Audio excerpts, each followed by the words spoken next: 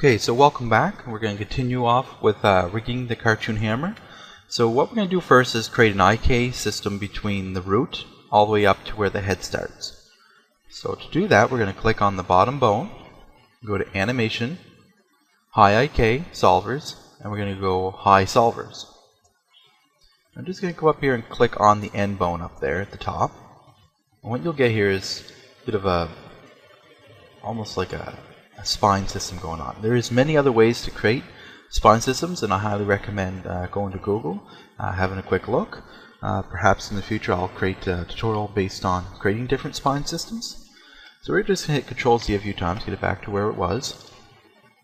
And we can go in here and scale down the size of this goal display.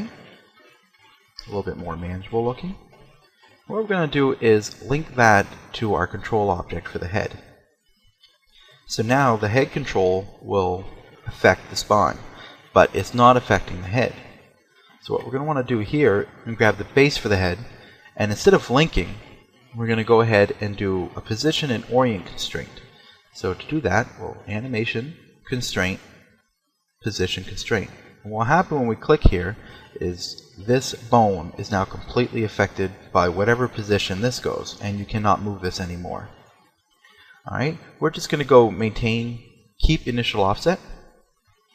We're going to do the same thing for an orient constraint. Constraint, orient constraint, we'll click here. And we'll again keep initial offset. Alright, so now when we move this bone, you'll see that the spine system is always following it, and this head joint can go with it. So what's going to happen is you can see now that the head can be stretched. Alright, we rotate it, we still have control over the head, left and right. Okay, so now let's go down to the base here and let's get the squash set up. Okay, so what we have here now is the base joint, root joint, sorry. And what we want to do is position constraint that to this root control, so that as this moves, the spine will move up and down with it. And what will happen is we're hoping that that will leave this space down here alone so that we can cause some stretch. And then as we move it down, we'll influence that so that it moves the squash down. So if we rotate it to, we want everything above to rotate with it. So what we'll do is we'll go click on the root joint, Animation Constraint, Position Constraint, we'll click on the root. Click Keep Initial Offset on the side there. So now you can see that it's being completely controlled, but we're not having any control over everything on top. We don't want the spine to work from the waist, we want the spine to work from the top like it's already doing. So what we need to do is tell, since the IK is being controlled by this control object, we now want the control object here to be controlled by this root object. So to do that, you just click on this object here, and we'll click the link button, and we'll just link it down to root control. Now you see we have control of everything on top, and we can now move everything, and we still have control over the squash up top. Okay, so next we have the squash system that we need to set up for the base of the hammer. Now this rig here gets a little bit complicated, because what we need to have happen is we need to have this end joint to be controlled by this object here. But thing is, we need this bone here to also be controlled by that so that it will squash with it. So what we'll do is we'll tell that its position is controlled by this object here. So as this moves around, we'll get a squash. However, this object is not being influenced by its orientation anymore. So what we need to do is to give this an orient constraint look at a helper object, and that helper object will then be linked back to the torus. So wherever the torus goes, this bone will now follow. So we'll do this in steps here. First thing we're going to do is grab this end joint, and we're going to position constrain it to this control object here. Okay, just keep initial offset. Alright, so now we need to tell this bone to be squashable. So if we just click on the bone and go up to Animation, Bone Tools, this is the same panel we used earlier to create the bones. You just go down to Object Properties, and we can tell it to not freeze its length, and we want it squashable. So now, as we move this, we get the squash happening. Alright, but we have a problem here. This object doesn't seem to be following that object above it, like the end joint. So what we need to do is create a helper object that will be linked to this control object, and then so this bone can orient constraint to it. So to make a helper object, we're going to go over to Create. We're going to go over to the tape measuring tool, Helpers, and then we're going to click Point.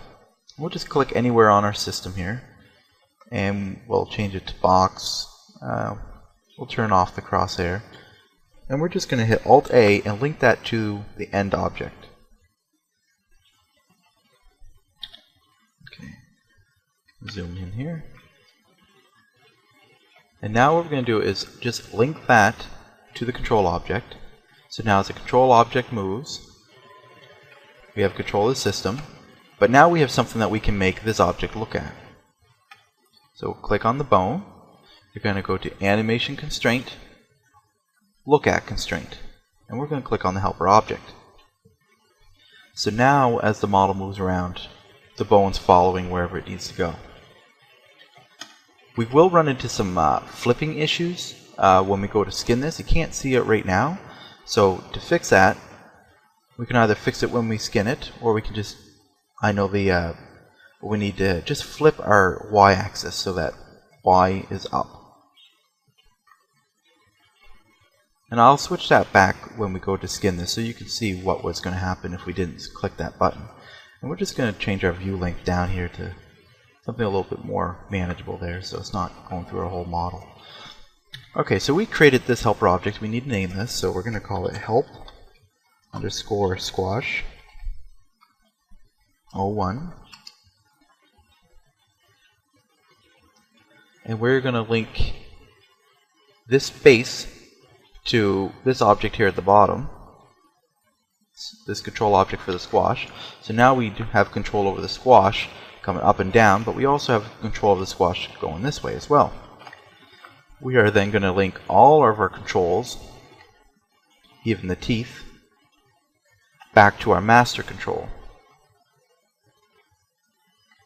So now the master control controls the entire rig altogether.